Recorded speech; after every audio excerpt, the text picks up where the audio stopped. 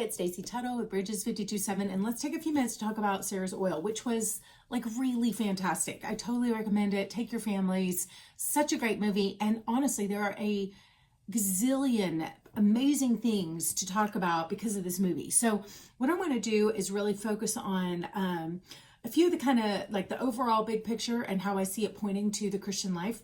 And then I'll get into a few finer points along the way just because they're there.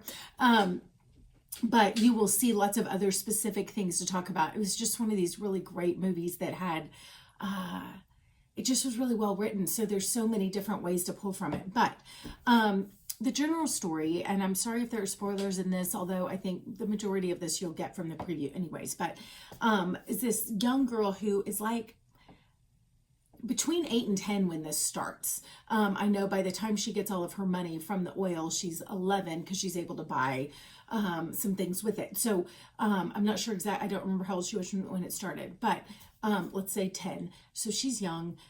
She's extremely educated and confident. She knows what she wants. She's got a very supportive family. There's like all these great people around her, but I'm telling you, this girl is like an amazing heroine for your daughters because she is so, it's like, what does the Bible say? Don't let anyone look down on you in your youth, but set an example. Like she sets an example and she doesn't let people she is respectful. She doesn't demand attention in any sort of like entitled way.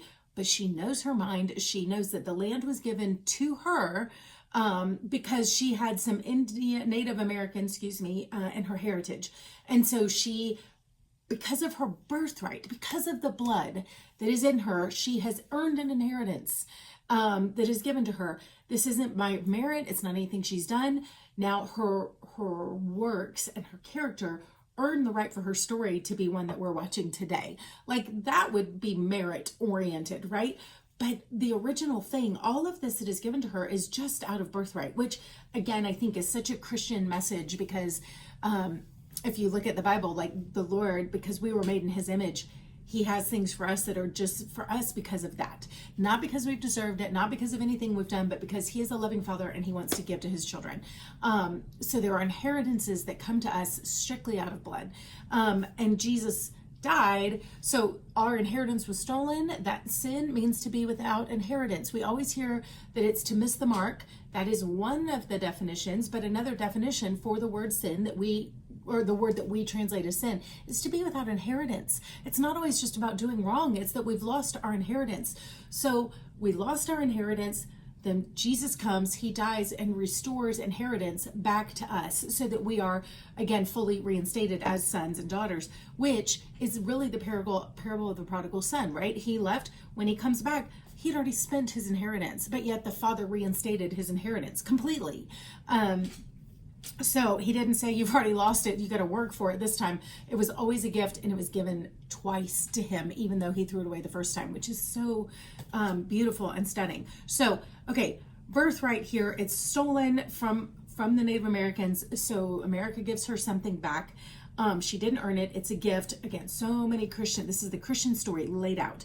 The beautiful thing is when she gets it, she sees its value. She knew there was value inside the land.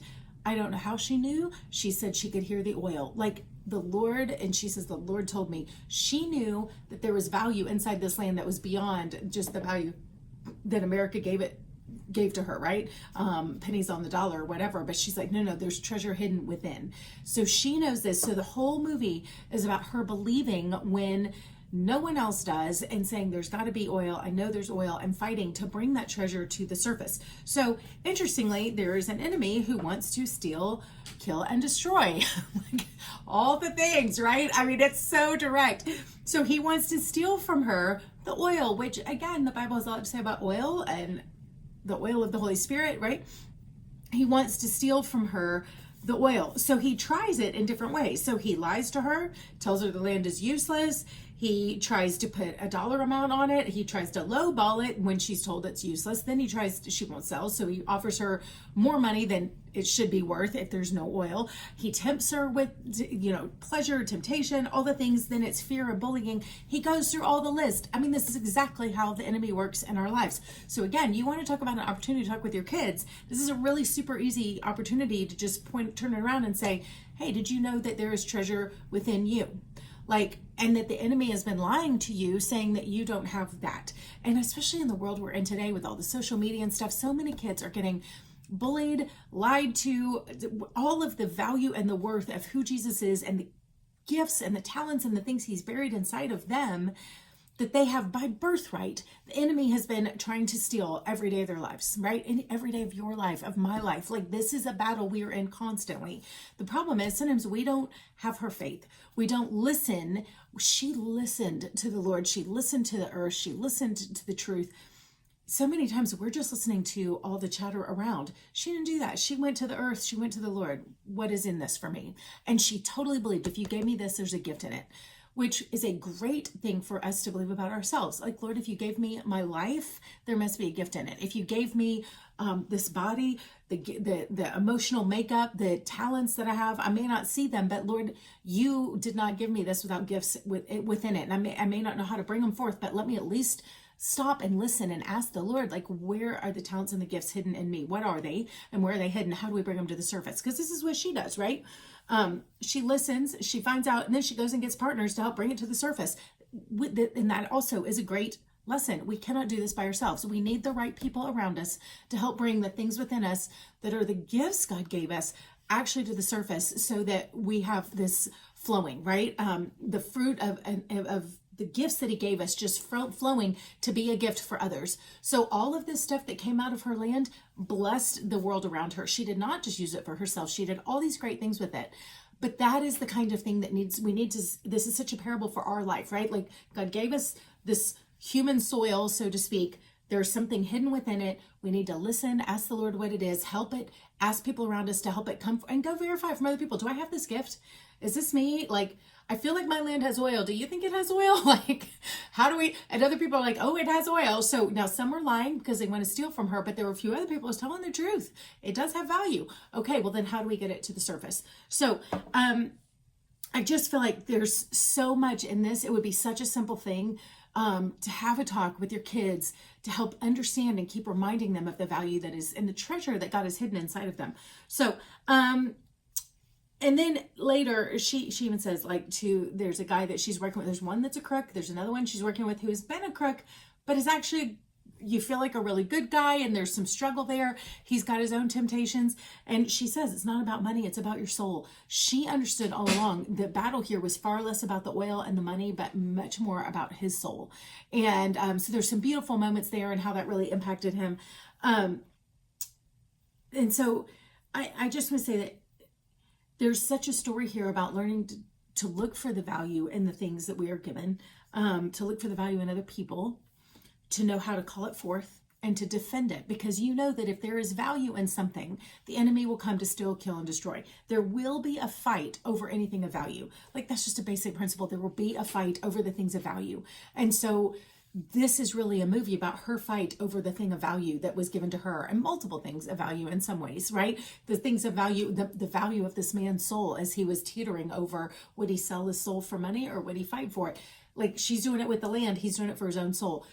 Again, such a metaphor that works throughout. So I'm going to just point out one other thing, though, that I thought was really cool, little kind of metaphor that he talked about pure oil. They get a valuation on the oil that was coming out of the ground before it really started gushing. They want to know what's the quality of the soil and the earth and the oil that's hidden in there.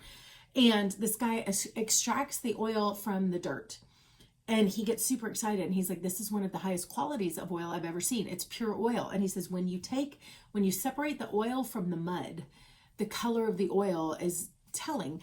And this one was super pure. It was completely clear. It didn't have color in it. And so that was a sign of the purity. And I think it's an interesting comment because there's so much in this movie about race.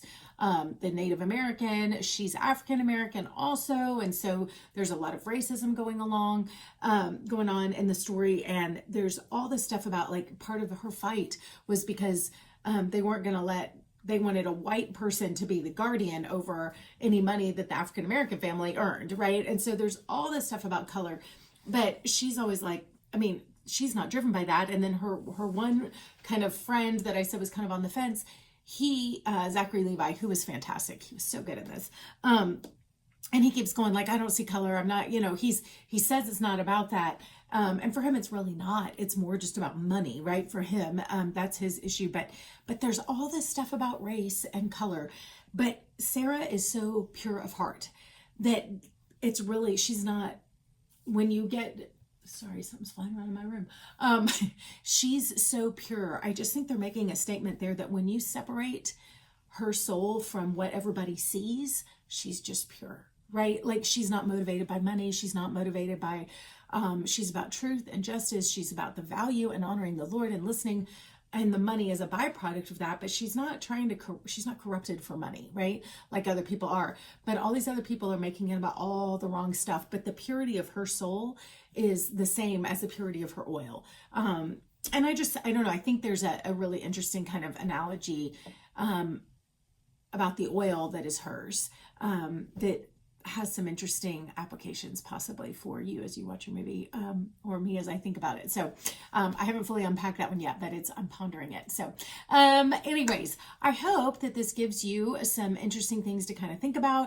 And like I said, if you go, my hope is that you will use this and it will help you have better conversations, especially with your children. I feel like this is a movie that parents are going to see with their kids. So I'm really hoping this is something that will help you dive deeper, and that hopefully kids can come away, or parents being equipped to help their kids think about their own personal value and how to fight for that and how to look for it, and not getting swayed by what the world, how the enemy will try to steal, kill, and destroy that from them. So hopefully this gives them something to really anchor on that's concrete, that will actually help steel their soul to fight for the value that is given to them, that is theirs by birthright. All right. Thank you.